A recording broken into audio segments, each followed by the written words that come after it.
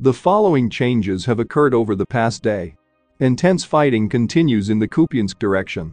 The troops of the Zapad group are constantly trying to improve their positions on the northern outskirts of Sinkovka. The enemy, with anti-tank guided missiles, kamikaze drones, cluster shells and minefields, repelled another onslaught. 3 infantry fighting vehicles and 1 tank were eliminated. The footage shows previously destroyed Russian equipment. Here, the APU has so far firmly held positions. In the Krasno-Limansky direction, the troops of the center group are conducting attacking operations in the Kremin forests. To the west of Dibrov, a Russian crew on a tank and an infantry fighting vehicle was seen returning to their starting positions. That is, at least the fighters advanced 400 meters. The troops are trying to reach the southern part of Bulavanov Yar. Clashes continue in the Konstantinovsky direction. In Bogdanovka, the soldiers of the Sever V Brigade are preparing for further squeezing out the enemy. They track the firing points, after which they hit.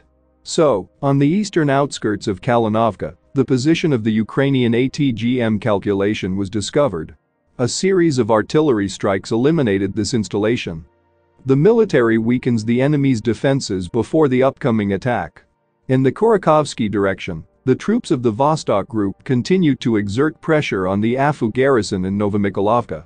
If earlier Russian aircraft and calculations of jet systems regularly hit the enemy on the eastern outskirts of the village, now the emphasis of strikes has shifted slightly to the center of the village. VKS FABs destroy everything where the presence of the enemy is recorded. Perhaps the warriors finally managed to gain a foothold on the eastern outskirts. In the Zaporozhye direction, the activity of military operations in certain areas remains.